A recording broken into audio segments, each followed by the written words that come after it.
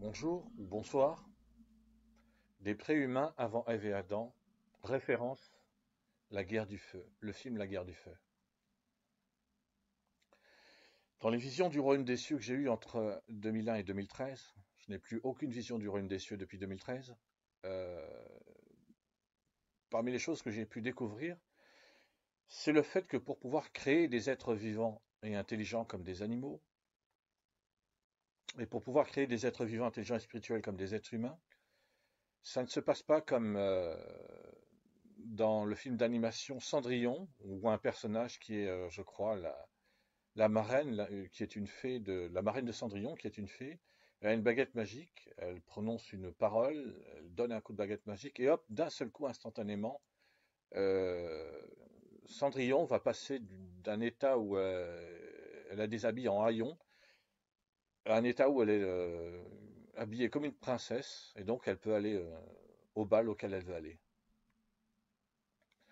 Dans les visions du royaume des cieux que j'ai eues, pour pouvoir créer des êtres vivants intelligents comme les animaux et des êtres vivants intelligents et spirituels comme les êtres humains, il faut de très très nombreuses étapes. Et donc, il y a, par rapport à Ève et Adam, avant que Ève et Adam, les deux premiers êtres humains, soient créés, puissent être créés, il va falloir créer d'abord des préhumains. Les préhumains correspondent, euh, dans les visions du royaume des cieux que j'ai eues, à ce que les scientifiques athées et évolutionnistes appellent les hommes de Cro-Magnon, les hommes de Néandertal, et ainsi de suite. Donc déjà, des préhumains, plusieurs catégories de préhumains sont nécessaires avant d'arriver à Ève et Adam. Et avant même les préhumains, dans les visions du royaume des cieux que j'ai eues, il faut d'abord passer par des robots testeurs. Alors pourquoi faire des robots testeurs? Parce que lorsque les scientifiques athées évolutionnistes expliquent qu'à l'époque des dinosaures, par exemple, la gravité sur la planète Terre n'était pas la même que la gravité telle qu'elle est connue maintenant par les êtres humains. Donc, avant de mettre des êtres vivants, euh, et en l'occurrence avant de mettre des préhumains sur la planète Terre, de créer des préhumains pour qu'ils puissent vivre sur la planète Terre, à l'intérieur du Jardin d'Éden et en dehors du Jardin d'Éden, il faut d'abord créer des robots testeurs qui vont qui vont permettre d'avoir des informations sur tout ce qui concerne la gravité.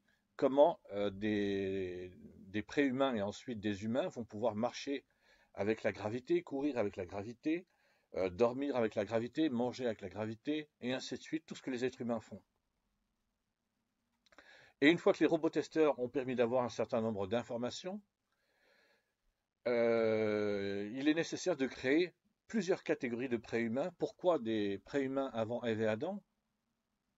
Parce qu'une fois qu'il y a toutes les informations qui concernent euh, la gravité, il faut des informations qui concernent les réactions des êtres vivants à leur environnement par exemple, euh, pour qu'un être humain, pour qu'Ève et Adam, et à travers Ève et Adam, tous les êtres humains, puissent marcher tranquillement pendant un temps suffisant sans être fatigués, sans se faire mal, sans que leur corps ait des problèmes. Il faut mettre en pratique tout ça, c'est-à-dire il faut créer plusieurs catégories de préhumains qui vont permettre de vérifier ce qui se passe quand des êtres vivants et intelligents et spirituels tels que les préhumains sont sur la planète Terre, à l'intérieur et en dehors du Jardin d'Éden, comment ils réagissent, et aussi comment ils réagissent par rapport à leur environnement. Donc, les préhumains,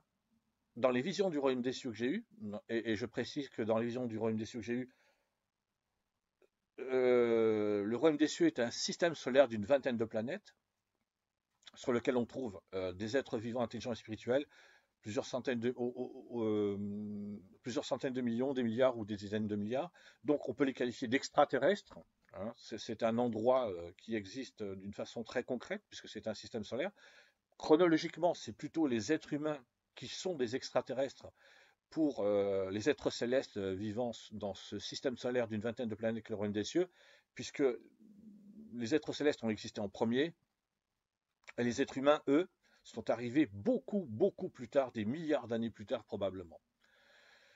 Donc, je termine sur ce point ce qu'est le royaume des cieux, un système solaire d'une vingtaine de planètes, avec des extraterrestres. Pour en revenir au film, à la référence, le film La Guerre du Feu. Alors donc, j'ai vu le film La Guerre du Feu, c'était dans les années 80, j'étais au collège. La première fois de ma vie, je l'ai vu, je crois, hein, parce que j'ai eu l'occasion de le revoir après.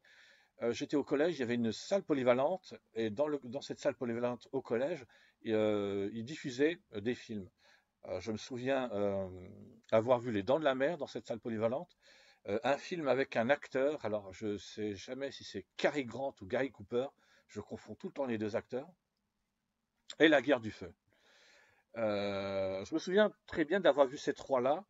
Si j'en ai vu d'autres, a priori là tout de suite dans ma mémoire, j'en vois pas d'autres, donc j'ai pu les oublier si j'en ai vu d'autres. Euh, dans la guerre du feu, de mémoire, ce qu'on montre, ce sont des êtres qui sont censés avoir une certaine forme de dialogue.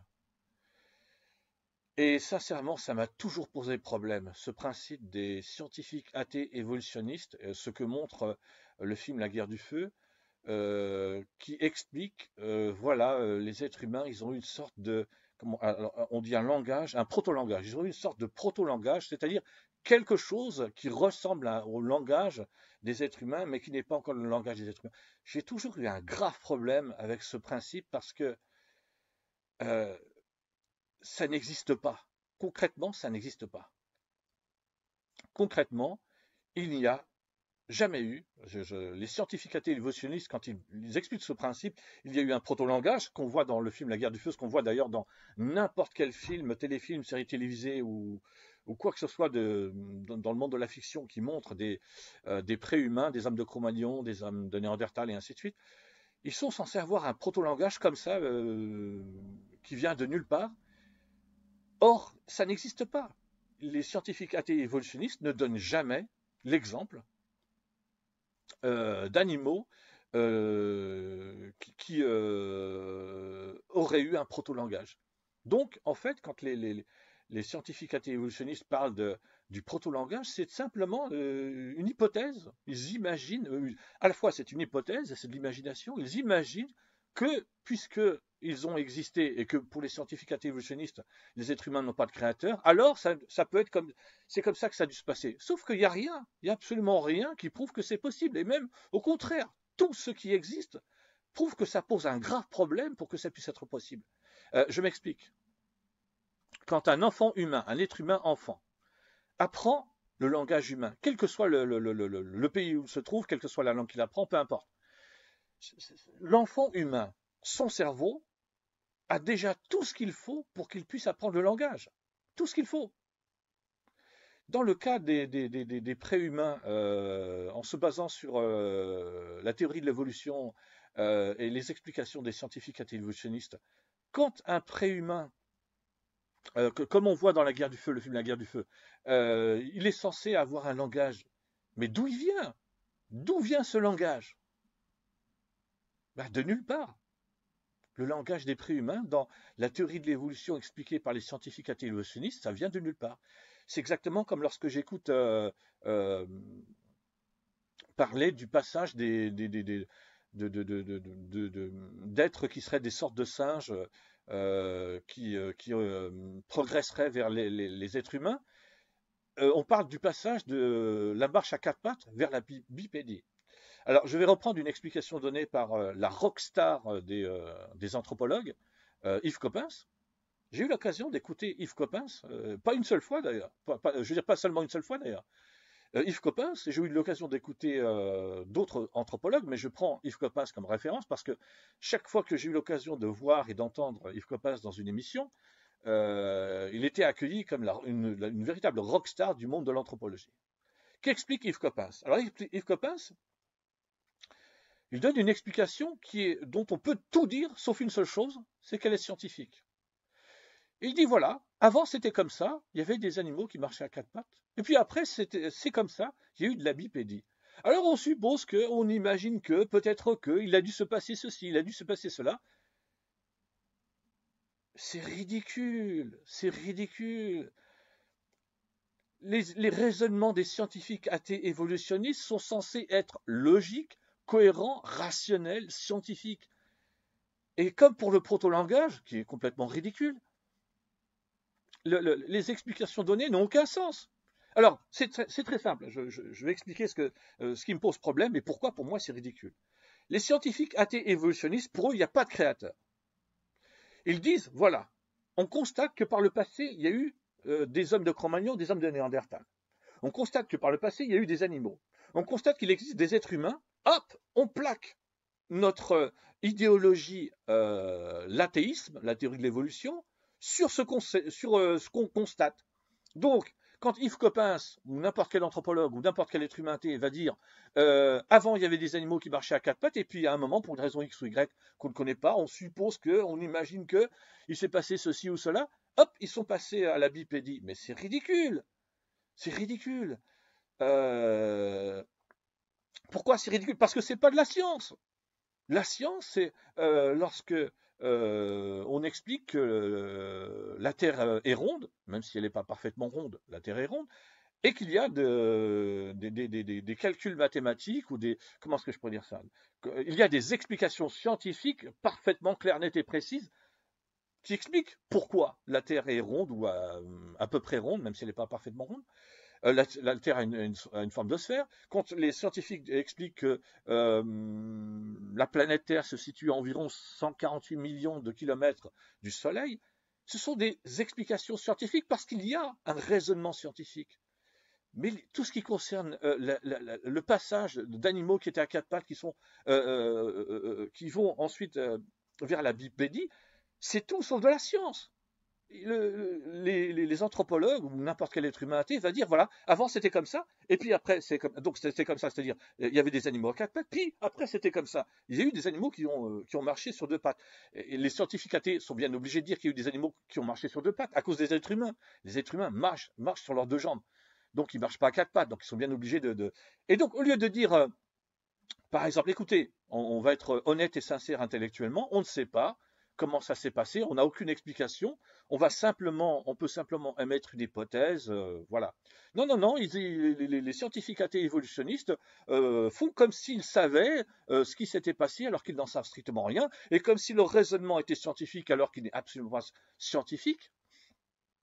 Et c'est pareil pour le proto-langage. Quand on voit par exemple dans le film La Guerre du Feu, mais dans n'importe quel autre film, téléfilm, série télévisée qui utilise le même principe des hommes de Cro-Magnon, de Néandertal et ainsi de suite, quand on les voit s'exprimer en faisant en faisant n'importe quoi, mais ça n'a aucun sens. Ça n'a aucun sens. Ça n'a aucun sens à partir du principe où c'est de là qu'est censé partir ce qui va aboutir au langage humain. Je reprends l'exemple de ce que j'avais donné par rapport à un enfant. Un enfant humain, quand il apprend le langage, c'est pas comme les hommes de Néandertal et de Cro-Magnon qu'on montre dans un film comme La Guerre du Feu ou n'importe quel autre film ou n'importe quelle série télévisée. C'est pas, il montre un arbre et il dit bu, et puis il montre de l'herbe et il dit bu, et puis il montre je sais pas quoi et il dit bu. Non, un enfant humain, quand il apprend le langage humain, il apprend des mots tels que amour, haine, lâcheté, traîtrise, hypocrisie, abstrait, univers, système solaire. C'est-à-dire qu'un enfant humain, quand il apprend le langage, il n'apprend pas à dire bu pour dire arbre. Il n'apprend pas à dire bu pour dire herbe. Il n'apprend pas à dire bu. C'est ridicule. C'est pour ça que je dis que c'est ridicule. Un enfant humain, quand il apprend le langage humain, il apprend l'intégralité de tout ce qui fait le langage humain. Autrement dit, il apprend tous les concepts qui sont liés au langage humain. Donc, amour, tout ce qui est lié au mot amour, haine, tout ce qui est lié au mot haine, joie, tout ce qui est lié au mot joie, tristesse, tout ce qui est lié au mot tristesse, Dieu, tout ce qui est lié au mot Dieu, athéisme, tout ce qui est lié au mot athéisme, et ainsi de suite, et ainsi de suite, et ainsi de suite, et ainsi de suite. De la même façon, euh, euh, quand les scientifiques évolutionnistes parlent on parle de l'histoire de l'humanité, de ce que j'ai compris, pour le peu que j'ai été capable de comprendre, on parle d'histoire parce qu'à un moment, les êtres humains ont été capables d'écrire. C'est ça le principe de l'histoire de l'humanité. L'histoire, c'est ce qui peut être écrit. C'est quand les êtres humains ont commencé à écrire et c'est pareil. D'où les préhumains, d'où les hommes de Cro-Magnon et les hommes de Néandertal, dans la religion, cette religion très dogmatique, pardon, qu'est l'athéisme, dans cette religion dont sont adeptes les êtres humains athées, qu'est l'athéisme, avec la théorie de l'évolution, d'où les êtres humains seraient censés avoir appris à écrire. D'où ça voudrait dire qu'il y aurait eu dans le passé des préhumains, des hommes de Néandertal, des hommes de Cro-Magnon, ou n'importe quel préhumain, quel que soit le nom que leur donnent les scientifiques, qui auraient eu l'idée d'écrire. Mais d'où il aurait eu cette idée? D'où? Je vais m'arrêter là parce que je suis en train de tourner en rond. Donc, je termine sur ce podcast audio euh, des préhumains avant Ève et Adam, référence le film La Guerre du Feu. Merci, au revoir.